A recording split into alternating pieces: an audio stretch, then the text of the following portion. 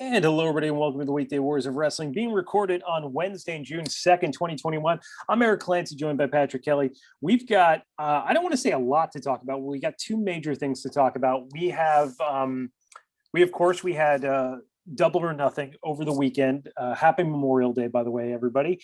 And two, which is what we're going to go into right now, is the WWE releases, specifically what happened here. So for those of you who don't know, today a few superstars were released. Buddy Murphy, Santana Garrett, Ruby Riott, Lana, Aleister Black, and Braun Strowman.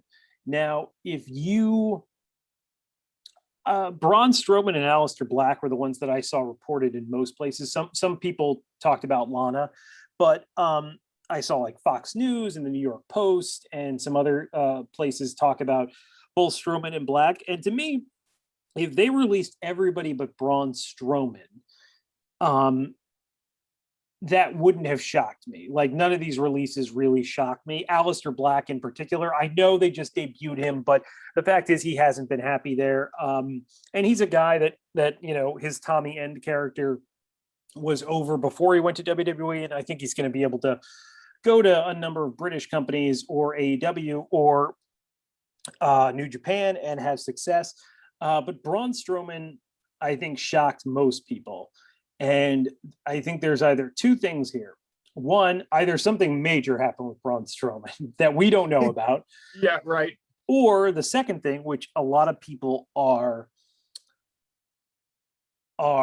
intimating, including Sean Ross Sapp and a few other guys, is that this is in preparation for a sale, the sale of WWE.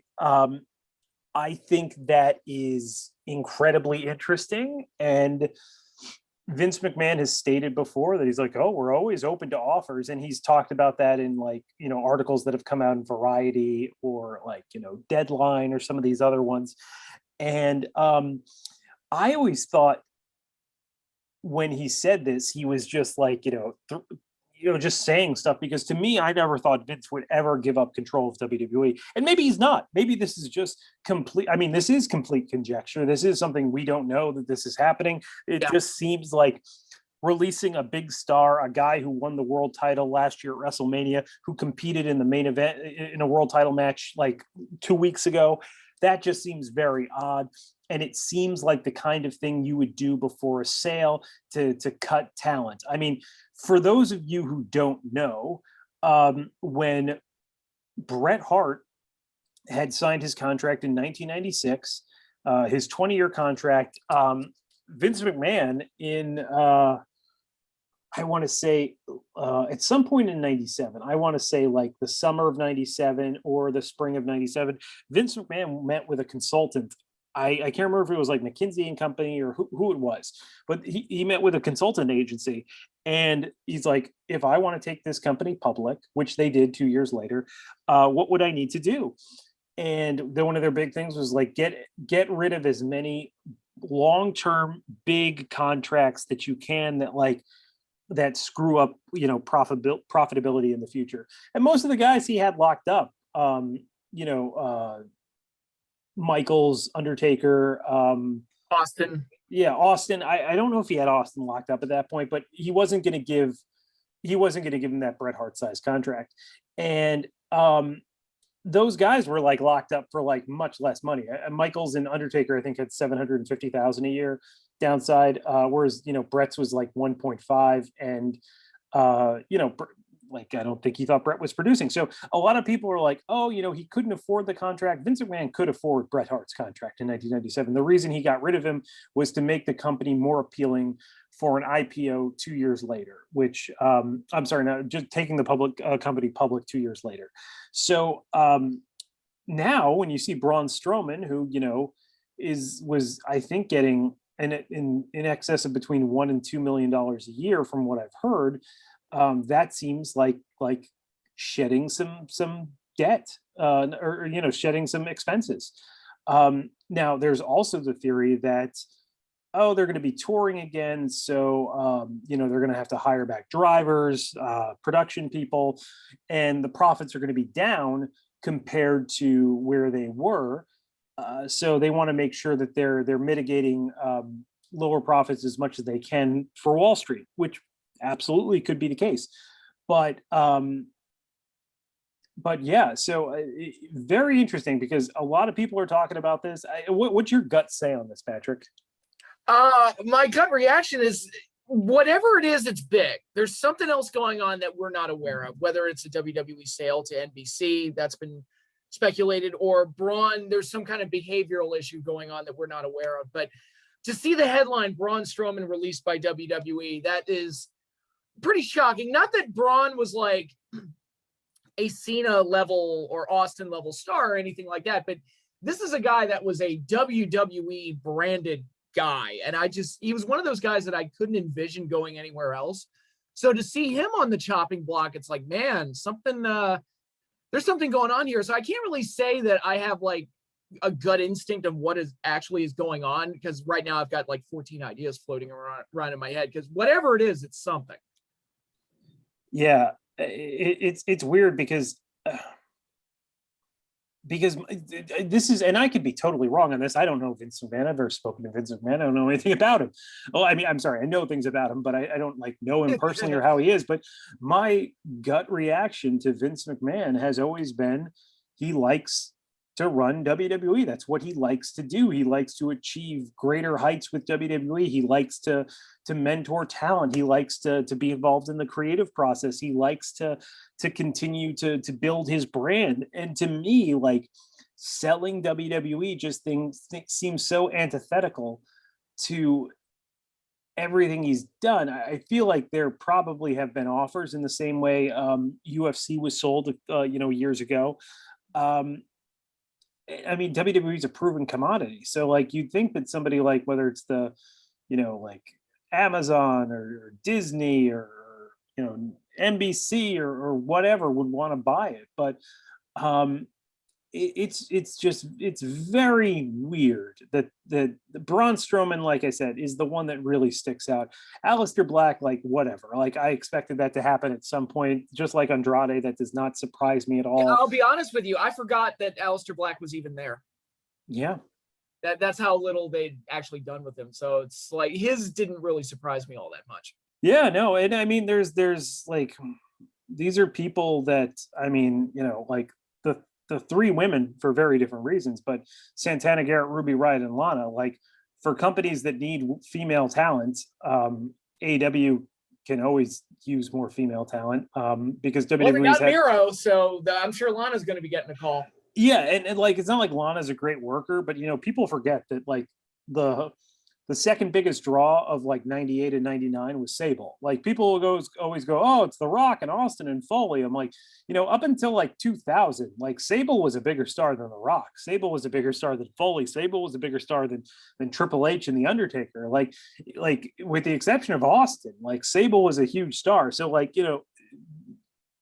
having a beautiful woman can help your ratings in a lot of cases. And I'm not saying Lana's going to be a Sable level, draw or superstar or anything, but like, her husband is there. She, would probably like to work there, and, I don't know. But yeah, this is, I mean, it's weird. I mean, I know he won the title last year at WrestleMania from Goldberg, and I know that was like a, that Roman was out, so they're like, they needed something, and Vince always likes the replacement to win. It's like as a shot surprise, but it just is. It's still, I mean, he still won the title at WrestleMania, even if it was the behind closed doors WrestleMania, and he was still main eventing, and he held that title until like SummerSlam, right? Worked with Shane McMahon at this year's WrestleMania, which you're working with the McMahon. That means they must have some faith in you, right? Yeah. I mean, they just debuted even Aleister Black. Like, as much as I'm not surprised about that, they had been doing new vignettes and a new character for him, and then they released him, which leads me to believe that creative and corporate aren't on the same wavelength.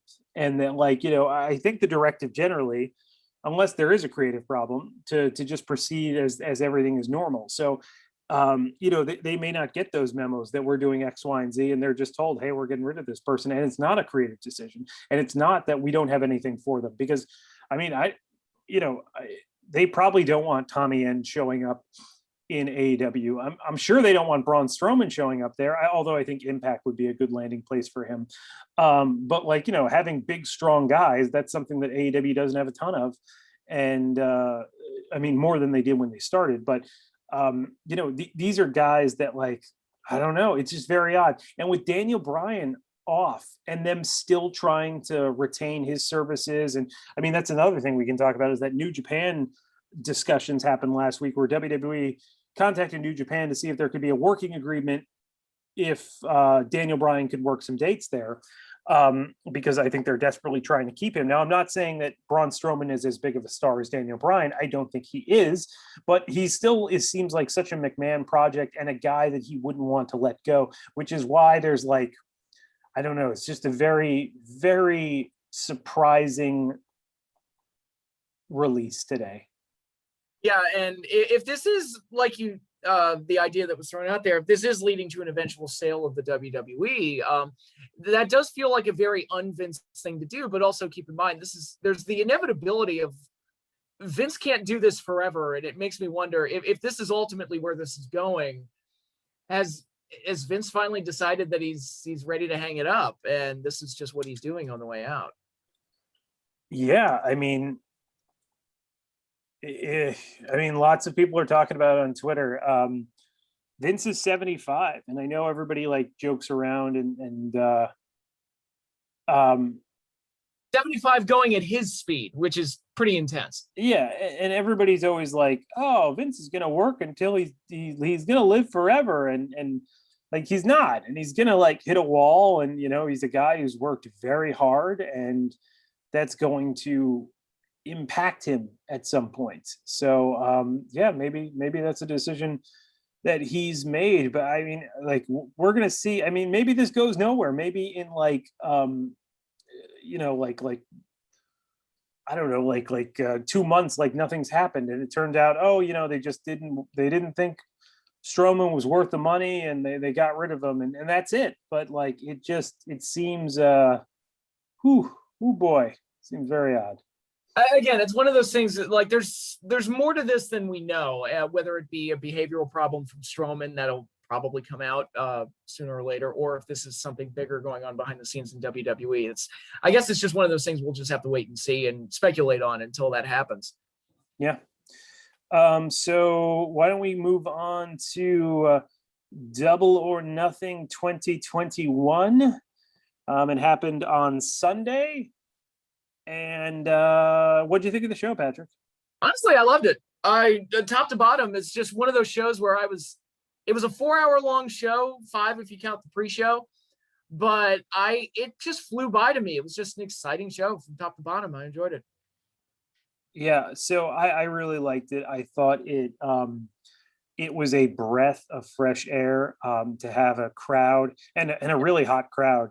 Yep. And you got to see who's over and who isn't, and it was it just made me realize how much COVID and pandemic wrestling sucks, because it was just it was not the same without the audience. And it was I would have to say probably maybe you could put those Tokyo Dome shows in there and stuff, but they weren't allowed to cheer and stuff, so that was weird. So it's probably the best show since the pandemic started, just by the fact that it had an audience. Yeah, that made such a difference. You look at guys like Sting, like Orange Cassidy, even Jungle Boy to a degree, who was mad over with that crowd. A lot of these guys really rely on the audience reactions to kind of react. Like Sting especially, and Orange Cassidy especially, their acts and what they do relies so heavily on how the crowd reacts to them, that to get a crowd reaction for them just made them so much more enjoyable. Yeah. So let's jump right into it. Patrick, what would you say? Let's go through a match by match. Why don't we? Hangman beat Brian Cage by pinfall. I thought this was a great way to start the show. In fact, I thought the first 2 or 3 matches like really, really worked well. I thought, and this is an AEW. Well, I'd say it's an AEW problem, but it's an industry wide problem. I thought some of the matches were a little too long, but I thought Hangman and Cage was a great opener. It was refreshing because I had, Brian Cage has not performed in front of a real audience since he's been in AEW. Remember, he was going to be Moxley's challenger, and he was Moxley's challenger after Double or Nothing. And they were going to do that like British tour, and so he was set up for a big spot. And yeah, he got his like Fighter Fest like matches with Moxley, but like it wasn't the same as if it would have been their first overseas match. Like it just wasn't the same. So this was really his first time there. I thought they had a great match, a nice little 12-minute match. Crowd was so into Page. They told a good story, I thought, with like Cage like reverting to, or like, getting in an issue with his own like squad, and Page going over. I thought it was good. I thought it continued, Page's journey of where we're going with him, and it continues that slow build with Cage and Team Taz that we've had kind of since the night after Revolution. And they're building that slowly, but I think it's going to like, probably this Friday, we're going to have something go down with that. So, there's always one great thing about AEW, there's always another story around the corner, like they're not like, okay, you're done with your thing, so now we start up this new thing cold turkey. No, like Brian Cage's next storyline began like a few months ago. So like we're still so things are planned and they're staggered, and it works really well. Yeah, and the idea of Cage turning face really excites me because I think, Team Taz, it was like, it's a good, like, I guess, entry point for him here, but I think he can be much bigger and much better. And I think breaking away from them, maybe doing a little storyline in a program with them, and then breaking off and doing his own thing. I'm very excited at the possibilities with him. Yeah. Next match was for the AEW World Tag Team Championship, which I really enjoyed. It was the Young Bucks against Eddie Kingston and Jon Moxley. So I thought this was great, and it was. I thought it was a smart and good decision to have the Bucks go over clean for Kingston and Moxley, because in WWE, what always happens, and it like undercuts the internal logic of the company, is you can have like, and they've done this for like 30 or 40 years. You can have a team that's an established team like the Wild Samoans, and they'll beat everybody. And then eventually WWE will put together a super team, whether it's Bruno Sammartino, and actually I think was it Backlund and Morales? I believe so, yeah. Yeah. They'll put together a super team of like the world and intercontinental champion or whatever. And then they'll beat the established team. And that's how WWE is always like done it. Like it doesn't matter how good you are in tag team wrestling, the two bigger single stars will always win.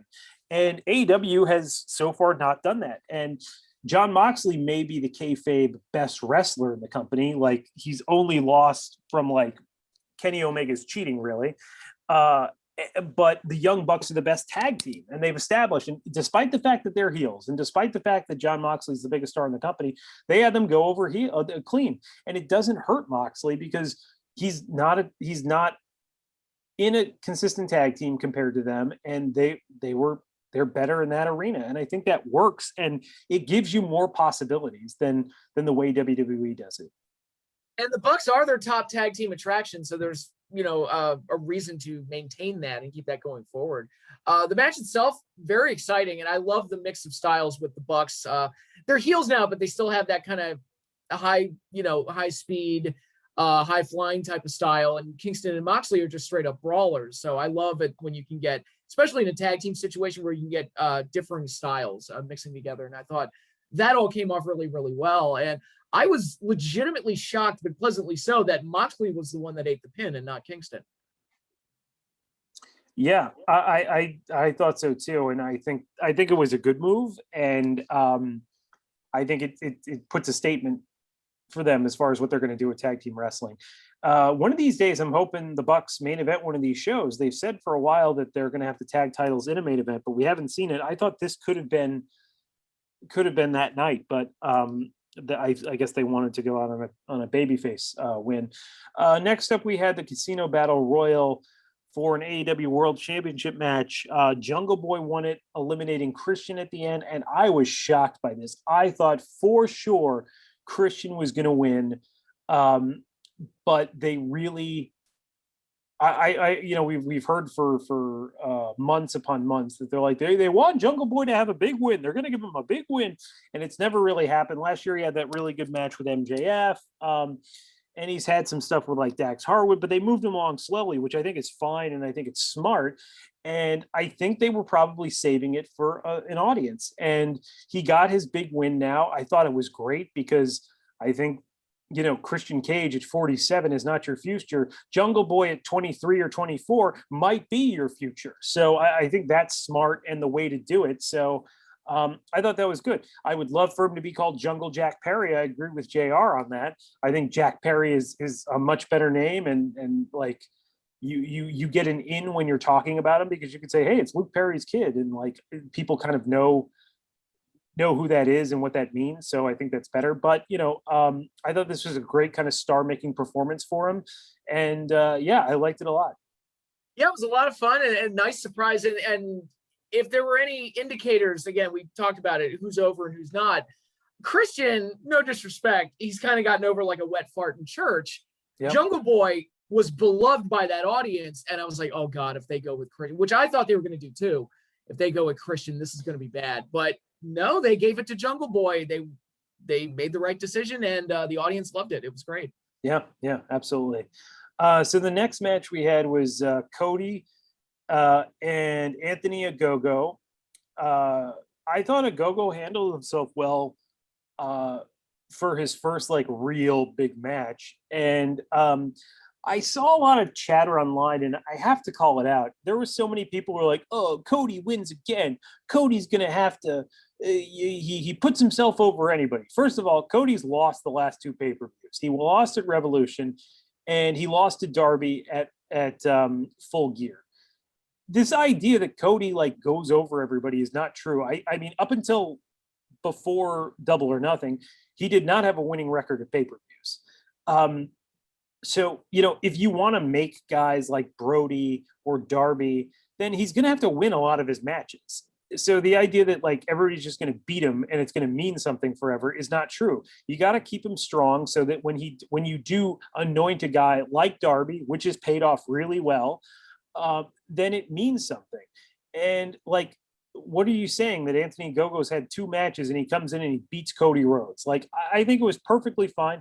I like that he used a non-traditional finisher like the Vertebreaker to beat him. And like it or not, to these people who are complaining about this, Cody Rhodes is one of the company's biggest stars. I know like a lot of people don't like him. They don't want to hear that. And they don't really like, they didn't like the jingoistic, like USA versus UK, but I mean, they're doing a Memorial Day thing, fine, but like he is one of the biggest stars in the company. Like the ratings reflect that, the merchandise sales reflect that. People are like, why does he have an action figure every time they do a set? Well, because everybody's buying the action figures. Like you can't find his, so like that's kind of the rule 101 in business. If you have merchandise and somebody keeps buying it, you make more. So Anthony Ogogo is not going to be hurt by that at all. If anything, he came out of that match stronger, and you keep Cody Rhodes like one of your top stars. So like, I failed to see the issue beyond like people wanting to make this like false equivalency to like Cody and Triple H or John Cena. Yeah. And I'm like, it's very different from that. Like Cody like loses and like shit makes sense. It's not like when John Cena just decides to win a match despite whatever the story was. Like Cody, he loses sometimes, but it makes sense. And so I thought this match was pretty good for Ogogo's first real match, but I thought the criticism of Cody winning was totally misplaced. Absolutely. I'm thinking back just right off the top of my head. He put Darby over for the TNT title. He put over Brody Lee for the TNT title. And I think Brody, had he not passed away, would have continued to do really well in AEW. And he put over MJF and never got his win back. And he also took himself out of world title contention. So he's not headlining pay-per-views. And that opens a spot up for guys like Orange Cassidy, who got a world title shot at the show, and Jungle Boy, who's going to get a title shot down the road. I'm not seeing what everybody online was talking about. Again, I'm with you. I was very confused by it, but match itself, I think Ogogo's still a little green, and I think that showed a little bit, but the basic striker versus grappler story that they were telling, I thought worked about as well as it possibly could. And for, again, like you said, for his first major pay-per-view outing, I think Cody was able to get something pretty good out of him. Yeah, and I want to clarify, like, I think he did really well for a guy in his third televised match, like, yeah, for was sure. it like amazing? Like, no, but like he like, what else are you gonna ask for the guy? Like unless he's like a freak like Ronda Rousey, who like her first time in there was like amazing, but then again, she had like Triple H and Angle in there with her. So, yeah, so I thought it was an impressive like pay-per-view debut. Next we had the TNT title. We had Miro and Lance Archer. Miro won, which I think is the right call. Yeah, I thought this was fine. I liked it. I like a good Haas fight, and that's what this was. It didn't go too long. It was just two guys knocking the shit out of each other, and this is the version of Miro that I wanted to see. A brute who is psychotic in his enjoyment of beating the shit out of people. And I love like him beating up Jake Roberts and taking the snake bag and throwing it up the stage, which no, don't worry, Peter, there was no snake in that bag. There's no way they would have been allowed to do that. But I thought Miro came off great in this, and I just enjoyed watching two bulls like slug each other around for a bit. So top marks for me. Now the next match was, I thought was fantastic. Was Britt Baker against Hikaru Shida for the women's championship. There were some like slight miscommunications on this thing, but overall, I thought this was a really good match. I thought this was the culmination of Britt's heel run, which started, I want to say, in December of last year, of December of 2019, not last year. Yeah, and I mean, you and I have been talking about this for a while. She's been the best act in the women's division. This has been overdue, but I think it works because it's really given her time to develop to the point where she's now a really great worker, and she's a great personality on top of this. I mean, this is how you make stars, like she's going to be, she already is a star, but this was the coronation that they wanted. In front of a crowd. Yeah. Now I will say this, and I honestly, I can't remember if Britt bled in this match, but they had way too much blood on the show. Yeah. I think some of them were hard way though. Yeah. No, I think that's true. I'm just saying, and I have no problem with like blood. Like I'm not like, oh no, it's too violent. My issue is it lessens the impact. And we saw blood in like, I think we saw Hangman bleed, which may have been, I think was hard way. I think that was an accident. Yeah. We saw Moxley bleed. We saw Cody. Did Cody bleed? I don't think so. Okay. He always does though. So I'm and then of course in the main event we saw blood. But yeah, no, I thought this was great and exactly what it needed to be.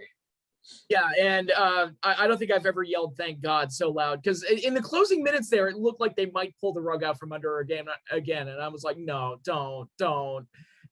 But she got the win, and it's like, thank you, we got the women's champion that we've wanted for a long time now, and the crowd loved her. So again, another indication of who's over with the audience.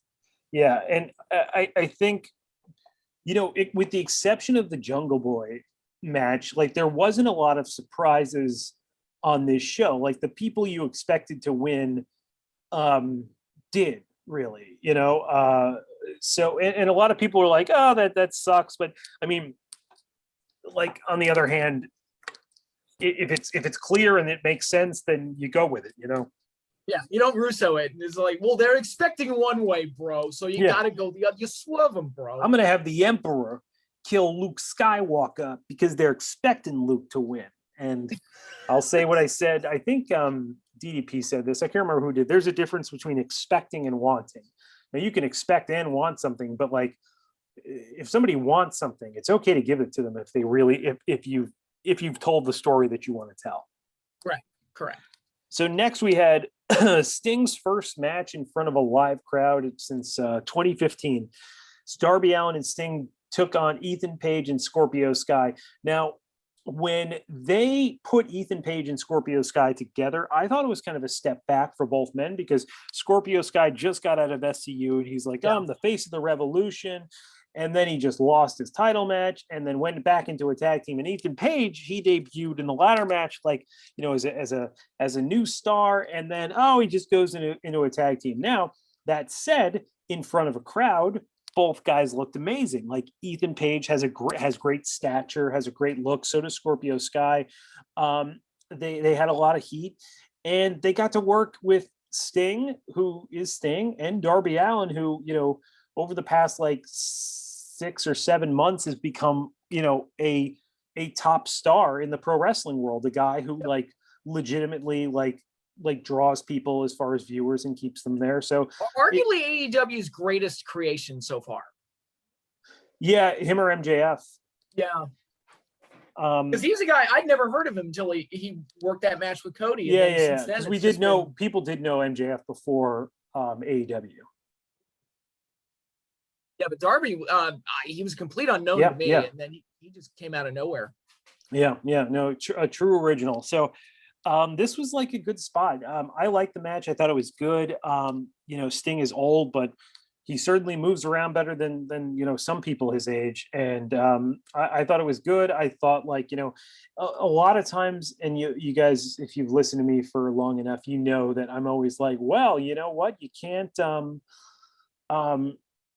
you can't have the old guys go over the young guys. And like to a point, I think that there is a concern there, but Darby Allin's on the winning side too. So you're getting him over too. So it's not like Sting came in and beat 2 people. It's Sting and Darby Allin defeated another team.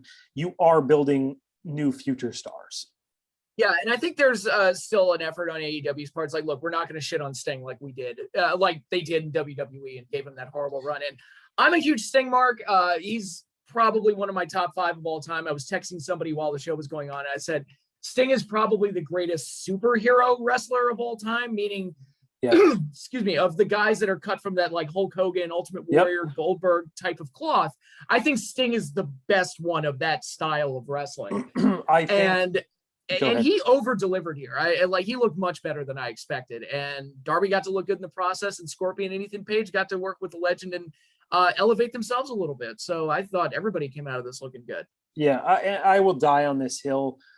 People will say like, oh, no way. I think if Sting had been in the Hulk Hogan spot, he would have been just as big, if not bigger than Hogan.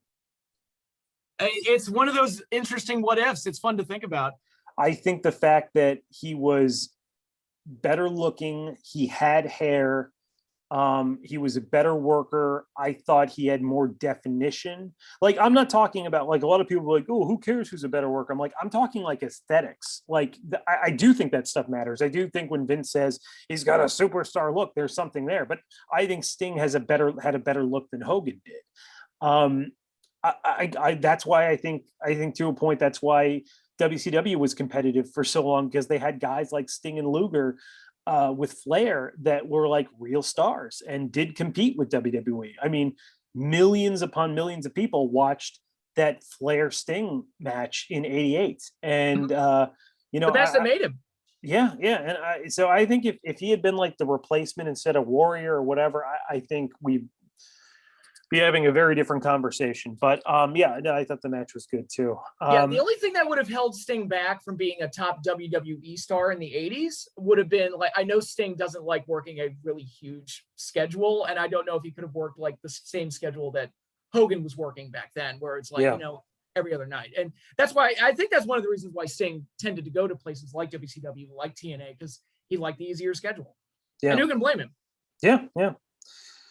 Next, we had a 3-way match for the AEW World Championship. So, Patrick, here is my problem. These shows go too long. I liked when they were 3 hours. I'm an old person now. I'm like, I'm 35 years old. I was falling asleep during this match. I legit fell asleep through like half this match because it went way too fucking long. It went 27 minutes. I did not think Orange Cassidy or Pac had a chance to win, which they didn't. I didn't even watch this thing. Okay. Well, I did stay awake for it, and I think that's probably because I was talking to somebody on the phone and we were watching the show together. But I went into this match not caring because I think we said on the show, this feels like something that was just haphazardly thrown together just to give Kenny a title match, which, you know, you've got Sting wrestling, you've got Stadium Stampede, you've got the tag title match. Do you really need, like, you could have given Omega the night off here and I think it would have been okay. I don't know. Maybe I'm just crazy, but Yeah. I went into it not caring because I knew Omega was going to retain. There was no way he was losing, but watching the match and the different spots that they were able to do with each other and how like all three guys who were very different stylistically were able to play off of each other, it made for a fun match to watch. A little long, but it was fun to watch, especially towards the end where it looked like, oh my God, is Orange going to win this thing? Because they kind of tricked me there towards the end a little bit. So it was fun to watch, but it was also kind of disposable at the same time because we knew who was going to go over, but you know. Yeah, I just wish these shows were a little longer. And I feel like you could have told this story in like 22 minutes, 21 minutes. Like, I hate this magical 20. Yeah, I think this magical like 20-minute mark that they hold themselves to is like, and it's like this badge of honor is like ridiculous. And like the most popular eras of wrestling didn't have this. Like, so just a little too much for me. Anyway, well, I'll say it again. Probably my favorite WrestleMania match of the 30s was Goldberg Lesnar. It was less than 5 minutes. Yeah. And I mean, yeah. So, I mean, yeah.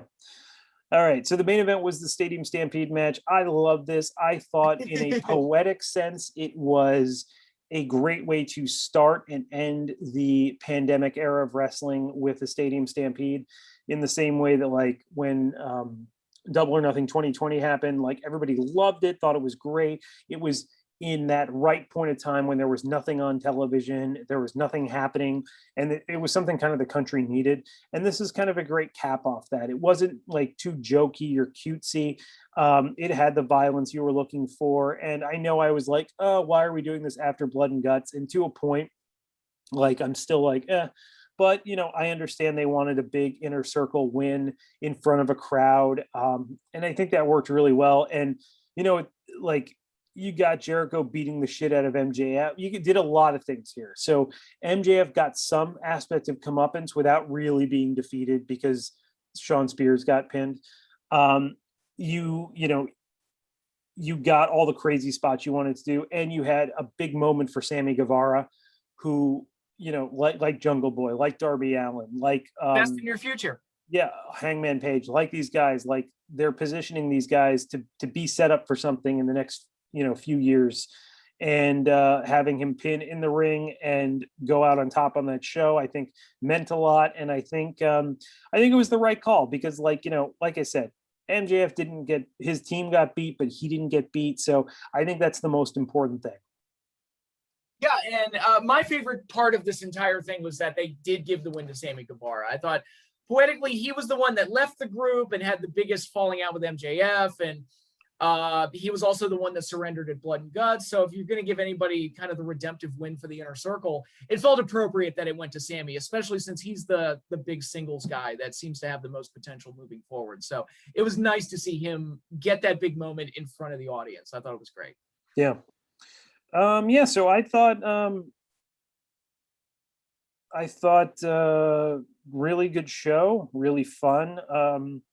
And it'll be interesting in July. I think that's when they start touring again, right? It sounds like it. Yeah.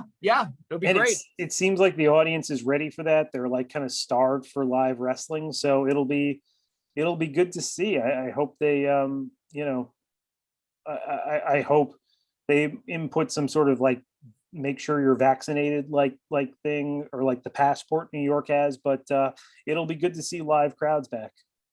Yeah, absolutely. Because if this shows any indication, you really do realize how important crowds are to professional wrestling. Yeah, 100%.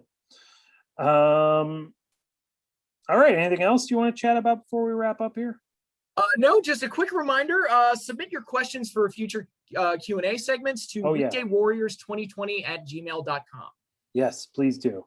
We will do it one of the ones in the future, but ladies and gentlemen, we're going to be signing off now. I'm Eric Clancy alongside Patrick Kelly, and we are signing off.